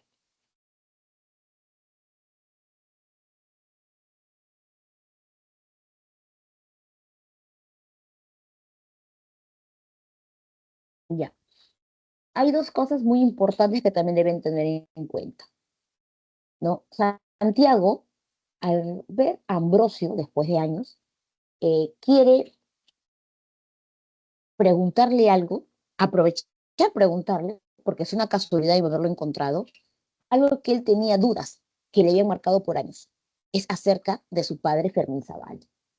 Y algo que él quiere preguntar y que al final Ambrosio nunca le va a dar respuesta.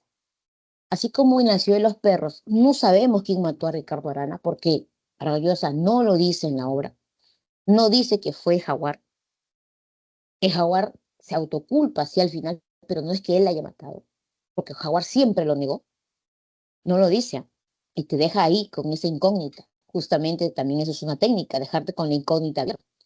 Igual que sucede acá, porque Zavala le pregunta y Ambrosio no le responde, y ahí termina la obra. Entonces, de todo lo que pueden conversar son puras cosas que ya habían pasado, recuerdos, pero que Santiago va a querer saber porque se ha alejado mucho tiempo de su familia. Bien, ahora sí regresamos acá. Entonces, más o menos para que tengan la idea de cómo sucede esto. Entonces, jóvenes, ¿cómo inicia la obra? Vamos a ver, la obra, como les decía, tiene 4 partes, ¿no? Y la obra inicia con una frase muy peculiar que de repente también han escuchado, que dice, perdón, ingresar. Capítulo 1, primera parte. Desde la puerta de la Crónica, Santiago mira la avenida Tacna, sin amor, automóviles, edificios desiguales y descoloridos, esqueletos de avisos luminosos flotando en la neblina, el mediodía gris, y se hace una pregunta, dice, ¿en qué momento se ha jodido el Perú?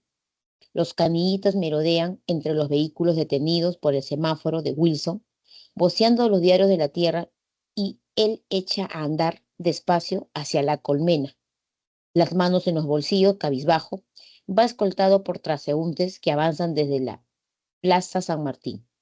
Él era como el Perú. Zabalita se había jodido en algún momento. Piensa en cuál. Frente al Hotel Crillón, un perro viene a lamearle los pies.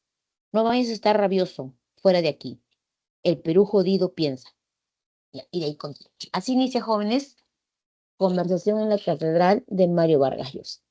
Con esa famosa frase que ha generado hasta críticas, polémicas y hasta hay respuestas, creo, a esa pregunta.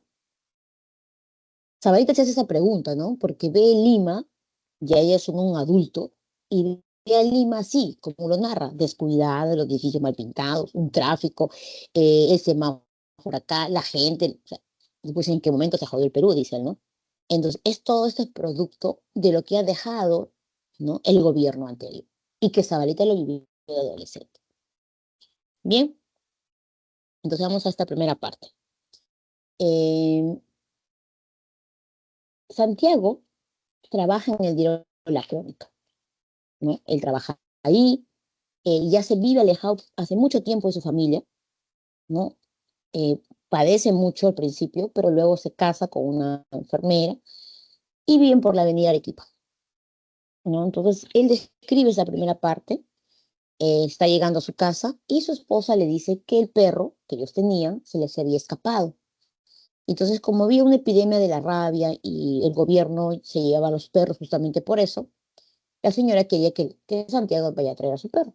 Entonces, por eso que Santiago comienza de nuevo a buscar a su perro por la calle y se va recorriendo todo Lima, pues todo lo que es el centro de Lima. Porque la perrera quedaba por Girón Callao, entre Tacna y Girón Callao, prolongación por ahí. Entonces, Santiago comienza a caminar y va viendo Lima, ¿no? Y es lo que también está hablando, ¿no? Describiendo Lima, ¿no? Y no encuentra pues, al animal por aquí hasta que llega por Girón Callao y sigue caminando porque la única esperanza es encontrarlo en la perrera antes que lo maten. Y cuando llega a la perrera, es ahí donde se encuentra con Ambrosio. Ambrosio era el vigilante. Ambrosio lo reconoce, le dice, Santiago, le dice, y él dice, Ambrosio, ¿qué hace de tu vida? No. Y dice, Santiago le dice que está buscando un perrito, a su perrito. Y Ambrosio le dice que sí es cierto, la perrera se lleva a los perros, pero que todavía no era la hora en que regresen, porque hay un horario de que vienen los carros. Y que mientras no llegaba ese carro para que él vea si su perro está ahí, lo invitaba al bar. Por eso que ellos se van al bar. Al bar la catedral. Y le dice, ¿y dónde quedamos abajo? Le dice, vamos. Pues como están en Girón Callao, salen más o menos a la altura de Plaza Unión y ahí está el famoso bar, la catedral. Y se ponen a conversar, o tomando unas bebidas y comienzan a charlar. Y es ahí donde se va a recordar muchas cosas de la vida de Santiago y también lo que hizo Ambrosio y el padre de Santiago. Entonces, ahí se muestra la primera parte, como se dice, el eje narrativo, porque, ¿qué se dice de la vida de Santiago? ¿No? Santiago, como les decía, vive con su madre, su padre Fermín Zavala, y su condición era de clase media, no tenían mucho ni tampoco eran pobres, pero sí el padre podía poner a estudiar a sus hijos. Pero su hermana de Santiago, por ejemplo, no quería estudiar, ella no le importaban los estudios, ella lo que quería era casarse y que alguien la mantenga. En cambio, Santiago sí estudiaba. Entonces, cuando el padre comienza su negocio a crecer y se reencuentra con Cayo Bermúdez y están en todo esto del aspecto político, el señor tiene más dinero. Entonces, cuando Santiago acaba el colegio, el padre le dice que postule a la católica. Y Santiago le dice, ¿pero por qué no? ¿Vas a poder pagar la católica? Le dice que sí, porque el negocio le iba bien y podía pagar. Entonces Santiago le dice que no, porque él no va a entrar a una universidad de pitucos de gente que se cree, ¿no? Él va a entrar a la Universidad del Pueblo, que es San Marcos. Y entra a San Marcos. El padre se molesta. Y de ahí ya, desde la adolescencia, Santiago ya tiene problemas con su padre. Porque como los hermanos tampoco hacían nada, entonces Santiago siempre le decía a su papá y a su mamá de que cómo permite que sus hermanos no hagan nada por la vida, ¿no? O sea, pudiendo estudiar. Y entonces ahí venían los problemas también. Entonces ya Santiago tenía ese espíritu de rebelde, espíritu de querer el conflicto que tenía con el padre. Entonces, cuando también Santiago se entera de que su padre está trabajando con Cayo Bermúdez, también Santiago se molesta, ¿no? Y le dice al papá de cómo es posible que esté haciendo negocios con ese corrupto. Pero el papá le dice que solamente él está en la parte de lo que es el transporte. Él solamente lleva los pedidos del Estado, pero más no tiene que ver con él. Pero ya ahí Santiago está ya, desde ahí ya genera esa antipatía hacia el padre, hacia Cayo Bermúdez y al sistema en sí. ¿No? Y ahí viene la relación conflictiva, como dice acá, ¿no? Él estando en San Marcos, ¿no? Entra un grupo, que ahí en San Marcos en aquella época, como el gobierno de Odría es el que tenía el poder, entonces en San Marcos se armaban grupos rebeldes de jóvenes, los jóvenes protestaban frente a la situación que vivía el Perú, ¿no? Y en esos también estaba Santiago, ¿no? Ahí entra un grupo llamado Cahuide, ¿no? Que van a estar, son jóvenes impetuosos, ¿no? Que se rebelaban, que buscaban, ¿no? Salir a las calles a reclamar la situación, la pobreza que vivía pues la gente en aquella época y todo. Pero también así como Santiago está ahí metido, tiene varios amigos que están ahí y todo por buen tiempo, él estaba estudiando, entonces venía el gobierno, y para que estos jóvenes no se rebelen, porque también estaba la gente del Partido Aprista, en Arequipa se levantaban otros grupos y así, ¿no? O sea, así se vivía un poco en movimiento el sistema de aquella época. Santiago sigue rechazando a su padre, que se salga de ahí, pero el padre no hacía caso. Entonces, Santiago se va dando cuenta también de que muchos grupos que se armaban luego se dispersaban y desaparecían. Ya no los volvían a ver a los jóvenes en la universidad. Y esto era de que muchos jóvenes desaparecían, los mataban, pues, ¿no? Entonces, como que Santiago ve que estando en esta situación, ¿no? Y no iba a lograr nada, no iba a conseguir nada. Y más cuando veía a su familia, o sea, a su papá, que también estaba metido en eso. Entonces, él se decepciona, no entiende a su padre. Y por más que le decía el padre ya pues estaba con ese grupo, eh, mantenía esas reuniones sociales y todo. Entonces, él decide abandonar a la familia y hacer su propio mundo, su propia vida, ¿no? Y es por eso que se va, pues, ¿no? Y ahí Santiago ya viene a otra parte porque él sufre mucho, ¿no? Al principio está solo, sin dinero, pide trabajos menores, ¿no? Y ve la problemática vive hasta que consigue trabajo en el diario La Crónica, porque como ya está prácticamente casi terminando la carrera, entonces él puede trabajar como periodista, porque antes era así, ¿no? Y así logra su trabajo. Por su lado, su padre seguía manteniendo los negocios, él seguía casado con su esposa, vivían cómodamente, y mantenía teniendo los negocios con Cayo Bermúdez, ¿no? Pero no todo lo que se va a tener también va a ser permanente, ¿no?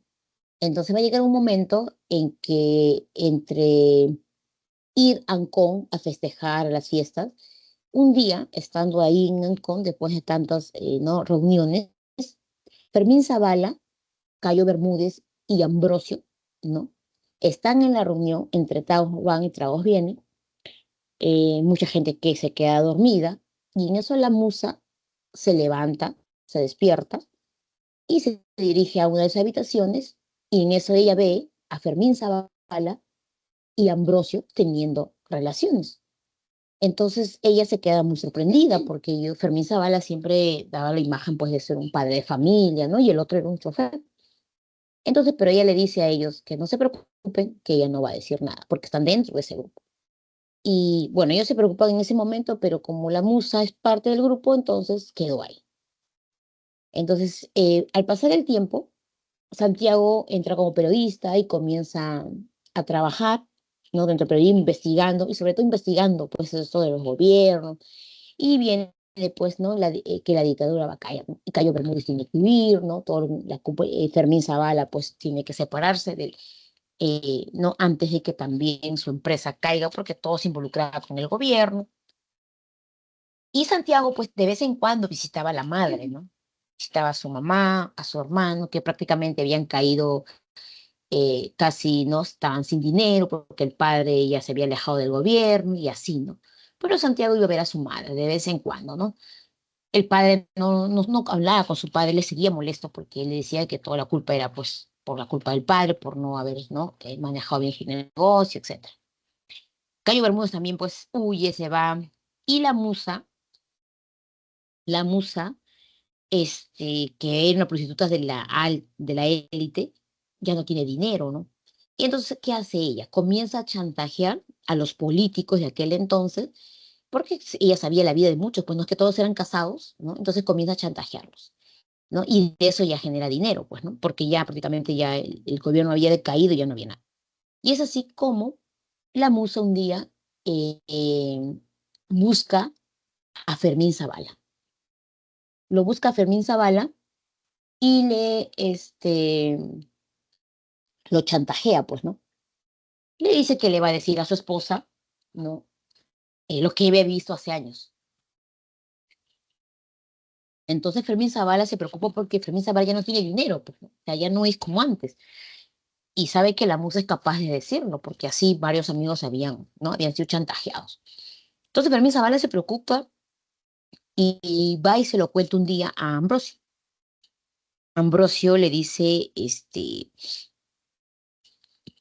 que no se preocupes, ¿no? Que la musa puede decir muchas cosas, puede decir, pero que de ella lo haga, aparte que tú no tienes dinero. Le dice, sí, pues no, yo no tengo dinero, ¿no?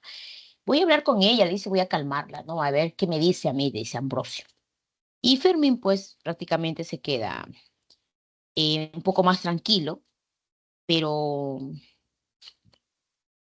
duda, ¿no? O sea, está pensando que está preocupado, ¿no? Así pasan los días y encuentran luego, por ahí por el sur de Lima, el cadáver de una prostituta. La musa había sido asesinada, ¿no? Entonces, obviamente, pues, en todo esto de investigación, Santiago Zavala la va a leer, la va a descubrir cuando está en la crónica. La musa había muerto, ¿no? Y nadie sabía quién la había matado, y estaban investigando y ahí quedó. Como era una prostituta, nadie pues le seguía, ¿no? Y Ambrosio, de un momento a otro también, desaparece de la vida de Fermín Zavala. Y tampoco nadie sabe dónde está. Y Santiago Zavala, cuando muere su padre, ¿no? Porque su padre llega a morir, no sabe nada, pues, ¿no? Él realmente decía, pero ¿qué habrá pasado? ¿Dónde está Ambrosio, no? Y así pasa el tiempo, ¿no? Entonces, cuando Santiago Zavala se encuentra con Ambrosio, ellos van a dialogar de justamente todas las cosas que habían pasado, porque Ambrosio le decía, ¿y qué fue desde que te fuiste, no? O sea, avanza a tus padres, ¿no? Y ahí Zavala le cuenta, pues, ¿no? No, yo hice tal cosa, trabajé aquí, padecí hambre, dormí en las calles, ¿no? Porque estaba molesto con mi padre. Pero ya cuando mi padre, antes de morir, pudimos conversar, pero ¿no? Todo lo que generó la entonces comienza a hablar. Y entonces Ambrosio le dice, ¿y tú a dónde te fuiste? Le dice a Ambrosio. Y Ambrosio, yo me fui a la selva, le dice, ¿no? Cansado también de los problemas acá en Lima, ¿no? Me fui a la selva, estuve por allá años, ahí conocí a una jovencita, me enamoré, tengo mis hijos allá, le dice, ¿no? Le dice, ¿tienes tu familia? Sí, ya tengo mi familia, le dice, pero estoy aquí en Lima por trabajo, pero ya conseguí ese trabajito y de repente muy pronto me regresaré a la selva. Y Zabal, qué bueno, le dice, ¿no? Y ahí le dice, ¿no? Mira, yo trabajo en la crónica y comienza a hablar. Y le dice, ya que estás acá, le dice, deseo preguntarte algo, le dice, ¿no? Porque yo estuve investigando, ¿no? ¿Te acuerdas de la musa? Y ahí viene, ¿no? Entonces Santiago le dice, ¿no? Yo he investigado, le dice, el asesinato de la musa y en las investigaciones que han salido de esas épocas sale el nombre de mi padre, le dice. Sale Fermín Zavala. Y ahí entonces Ambrosio le dice, sí, le dice, sí, pero yo quiero por eso preguntarte, como tú eres el chofer de ellos, yo quiero saber si mi padre estuvo involucrado en eso, si mi padre la mandó a matar, algo le dice, ¿no? Porque eso es lo que yo estoy pensando, le dice, ¿no? Y quiero saber. Y Ambrosio lo escucha, lo mira y simplemente Ambrosio lo que hace es le cambia de tema, o sea, le habla de otra cosa, pero no le responde lo que él quiere saber. Entonces Zavala le vuelve a insistir, ¿no? Le dice, pero si tú has estado ahí, ¿cómo no vas a saber? Porque dice, no, yo me fui a la selva. No, pero tú te has ido después, esto ha pasado antes. Mi padre no te dijo nada, lo que yo quiero saber es eso, le dice, ¿no? Porque lo están involucrando. Y Ambrosio le dice que él desconoce, que él no le puede decir eso porque él ya se había ido y que no se preocupe, pero que su padre, ¿no? Siempre fue un hombre correcto. Sí, pero está involucrado, acá dice, ¿no? Entonces, ¿cómo saber? Él ya no está acá, no me puede responder. Mi madre, mis hermanos no saben nada, no les puedo preguntar a ellos. Y Ambrosio, como ya habían estado tomando unos tragos, ¿no? Santiago le dice, mira, tú sigue tu vida, tú eres un chico bueno, ya tienes tu familia, sigue adelante, y se levanta y se va.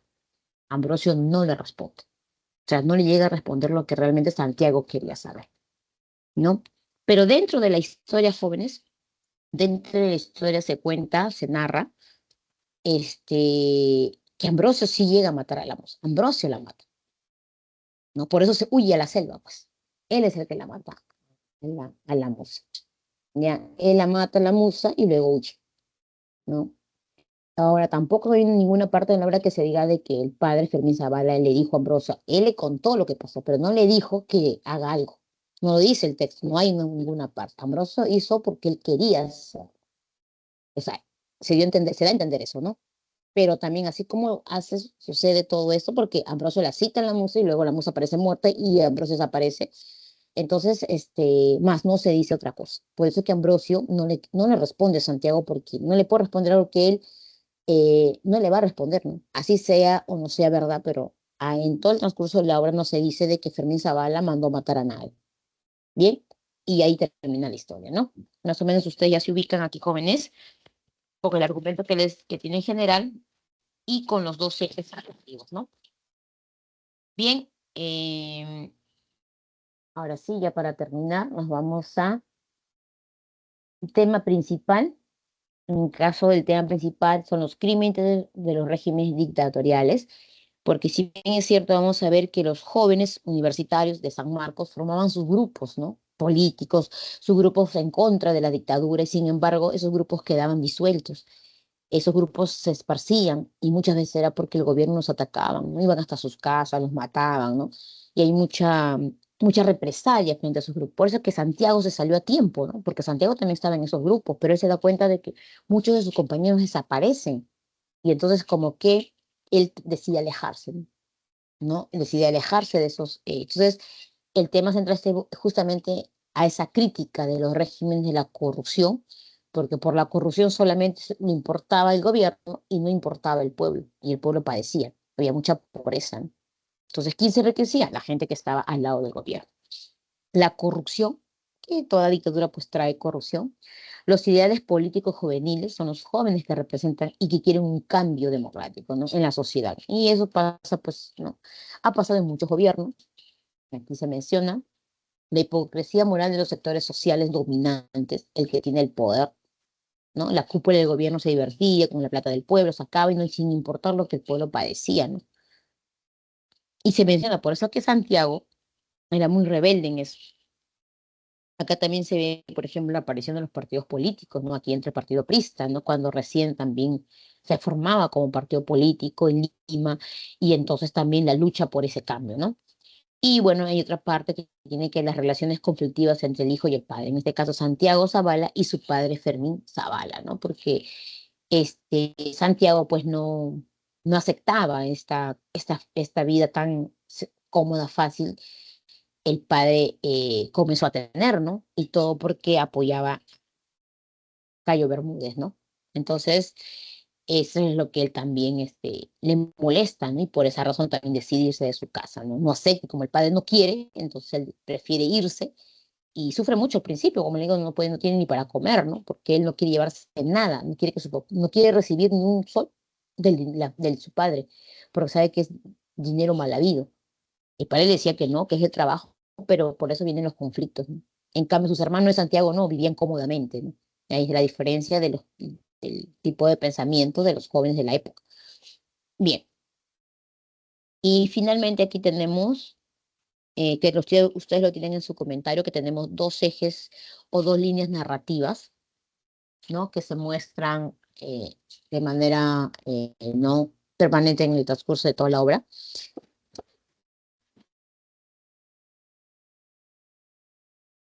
¿Ya? Aquí tenemos una imagen donde dice primera línea narrativa que desarrolla la historia personal de Santiago Zavala, ¿no? En lo que yo les he mencionado, algunos aspectos, no les he contado todos, aspectos importantes de quién era Santiago Zavala, ¿no?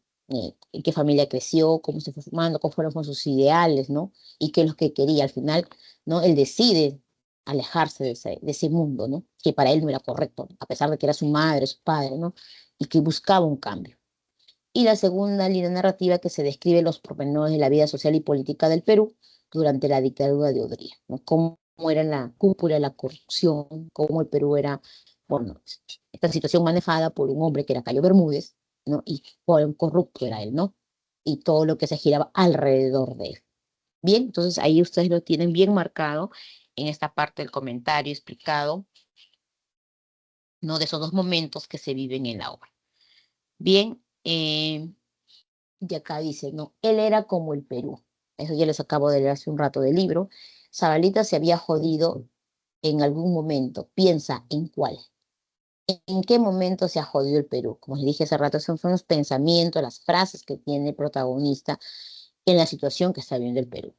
Ahora ya había pasado la dictadura, eran otros tiempos, y él ve a la Lima cambiada, ¿no? Y más jóvenes porque ustedes recuerden una etapa de la última clase que hicimos que fue la generación del 50 y recuerden que yo les hablé de las migraciones. Entonces, antes de las migraciones, Lima era diferente. Lima era más tranquila, había menos gente, era limpia, no había tanto alboroto, barullo en las calles.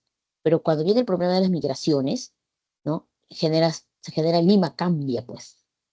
Y eso es lo que ya cuando Santiago ya es un adulto, de lo que él había vivido en su adolescencia, en su niñez, ahora no ve a Lima, por eso en qué momento se ha jodido el Perú, porque en la calle había de todo, ¿no? La gente, los ambulantes, los canillitas, el tráfico, la gente caminando, o sea, todo era tan distinto de lo que se había visto antes, ¿no? Por eso que él habla de ello, en qué momento, o soy yo, o es el Perú, ¿no? ¿Qué está pasando, no? ¿No? Alborotos en las calles, ¿no? Lo que Lima no era antes, ¿no? Entonces, a eso se refiere de manera general, ¿no? Con esta frase. Bien, jóvenes, creo que con esto ya estamos terminando nosotros para ir a las preguntas, a ver si analizan las preguntas, van leyendo, ¿no? Y así hemos terminado, jóvenes, con Mario Vargas Llosa y sus dos obras, La ciudad y los perros y Conversación en la catedral, ¿no? Ese resumen que tienen ahí es muy importante, está casi completo, no le falta absolutamente nada. En resumen, como le digo, como la obra es extensa, entonces ahí tienes bien explicadito cada detalle, ¿ya? Bien. Entonces ahora nos vamos, jóvenes, a las preguntas. Bien, ahí estamos a las preguntas. Bien, entonces vamos a ir a esta parte. Pregunta número 1, te ponen un fragmento, ¿no? Acerca de la novela La ciudad de los perros y te pide cuál es la característica de la narrativa de Mario Vargas Llosa que se evidencia. Entonces, se lee el fragmento y se analiza cuál es la respuesta. En este fragmento te está hablando de algo de muy importante y dice, estaban en cuclillas y formaban un círculo. Algunos habían encendido cigarros que iban pasando de mano en mano. Ahí nomás te das cuenta en esas primeras líneas que alguien cuenta. Y si alguien cuenta esto, estamos hablando de tercera persona, de un narrador que está mirando lo que están haciendo otros. Entonces, eso es la parte externa, porque estás mirando, están parándose cuclillas, están haciendo esto. Eso es lo que está diciendo ahí. Luego dice, la habitación comenzó a llenarse de humo.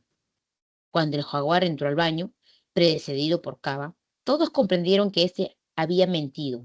Esos pómulos, ese mentón, habían sido golpeados y también esa ancha nariz de bulldog.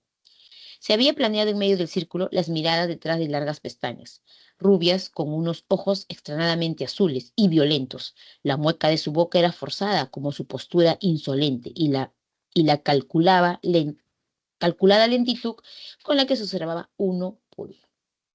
Entonces, ¿qué características se está utilizando aquí? Bien, jóvenes, a ver, los que ya leyeron, los que ya analizaron, ¿qué respuesta, qué alternativa puedo dar ahí? A ver, describe con detalle el mundo interior, ¿no? Este es exterior, lo que están haciendo. El jaguar entra, están ahí, el humo, su rostro se ve golpeado, qué sé yo, ¿no? Combina elementos de la realidad, tampoco. Utiliza diversos registros del habla, ¿no? Porque los registros del habla no tienen nada que ver con las obras de María Vargas Llosa. De eso tampoco hemos hablado. Muy bien, la respuesta es la A. Emplea la narración objetiva de manera predominante en el relato. Y de esto hay bastante en La Nación de los Perros, en Conversación en la Catedral. Y eso te pueden preguntar, porque es una característica que sí la puedes identificar. Recuerda siempre, narrador en tercera persona, alguien cuenta lo que está viendo, nada más, lo exterior, ¿no? Lo exterior. Bien, entonces la respuesta es la A. Bien, en la número 2 te dan un fragmento y te dicen ahí, en el fragmento citado de Mario Vargas Llosa, reflexiona sobre la novela Cien años de soledad de García Márquez. Ante ello se refiere que el escritor peruano alude al concepto de que caracteriza su narrativa. Y regreso al fragmento, que dice, en la medida en que la obra describe un mundo cerrado, su nacimiento hasta su muerte, y en todas las órdenes que lo componen, el individual, el colectivo, el legendario y el histórico, el cotidiano y el mítico, y por su forma, ya que la escritura y la estructura tienen como la materia que cuaja entre ellos, una naturaleza exclusiva, irrepetible y autosuficiente. Entonces, en la número 2, es más, te hace una reflexión sobre la novela Cien años de soledad de García Márquez. Ante ello se refiere que el escritor peruano alude al concepto de que caracteriza su narrativa. Entonces, García Márquez, recuerden ustedes Cien años de soledad, desarrolló todas las dimensiones del quehacer humano, psicológico, recuerden, social, ¿no? Entonces, García Márquez, al igual que Mario Vargas Llosa, desarrollan la novela total. Ambos desarrollan la novela total, ¿no? Porque ve, como dice acá, desde el nacimiento hasta la muerte, o sea, todo, aproximadamente todo, de manera general. El aspecto social, psicológico, mítico, legendario. Entonces, aquí lo que se está viendo, y al momento cuando ya te lo relacionan con García Márquez, tiene que ver en esta parte, no hay literatura comprometida, realidad imaginada, es la novela total, ¿no? Realismo objetivo, modernización narrativa, ¿no? La respuesta es la C. Ya en la 2 es la C, es la novela total, es la capacidad que se tiene para incorporar diferentes aspectos del quehacer humano, ¿no? Diferentes aspectos donde hace que la novela sea completa y analizar los diferentes aspectos. Esa es la número 2. Ahí sí ya nadie me respondió, es la número 2.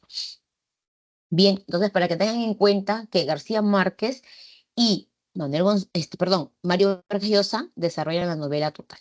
Ambos, ¿ya? Bien, 3. Esta sí la pueden hacer jóvenes. A ver, es fácil. Marque la alternativa que complete correctamente el siguiente enunciado sobre el argumento La ciudad y los perros. La investigación sobre un posible asesinato en el colegio militar Leoncio Prado tiene varias consecuencias. Una de elas fue, no tiene varias consecuencias. consecuencias, dice, ¿no? Esas investigaciones que se dan sobre el posible asesinato en el colegio. A ver.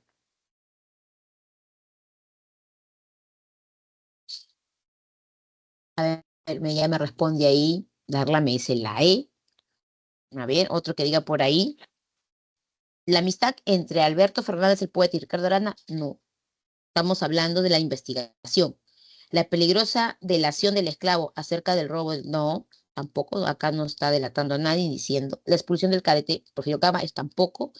El encarcelamiento preventivo de algunos cadetes como el Boy y el Rulo. El Boy y el Rulo no fueron encarcelados. La respuesta en la 3 es la E, el descubrimiento del ámbito delincuencial en que conviven los cadetes.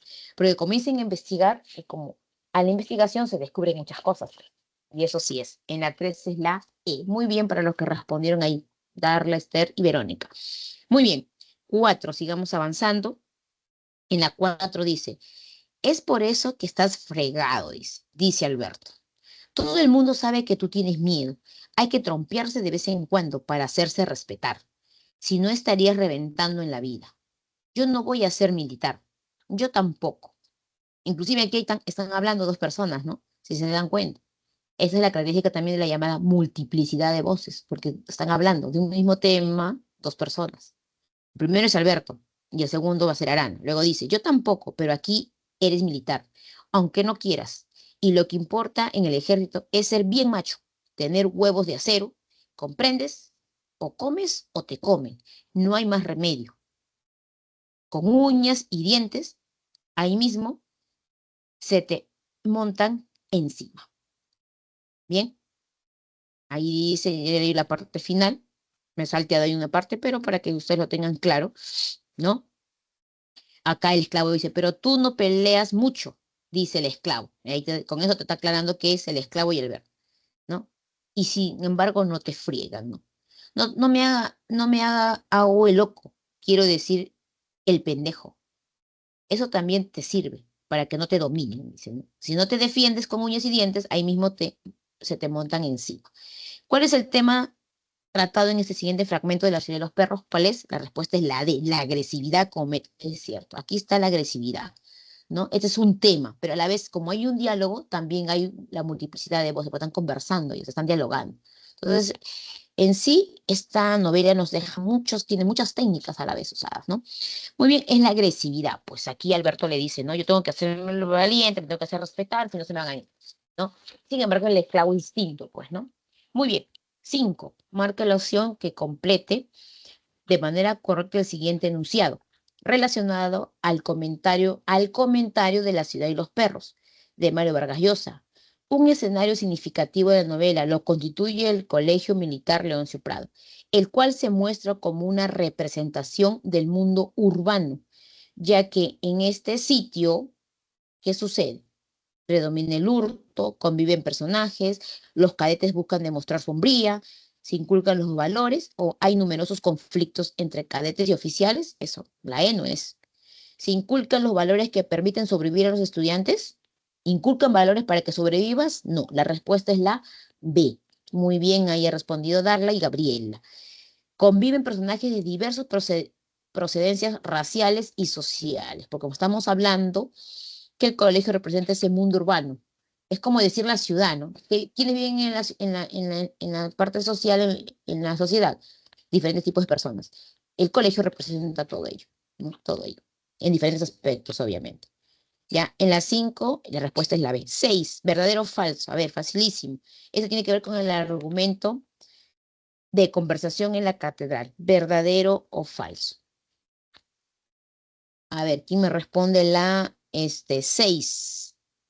Zabalita ingresa a San Marcos e integra un grupo aprista clandestino. A ver. Don Fermín Zavala es cómplice de la corrupción del régimen de Odría. El protagonista abandona sus estudios debido al asesinato de la musa. Cayo Bermúdez persigue a los opositores, entre ellos al grupo Cahuite.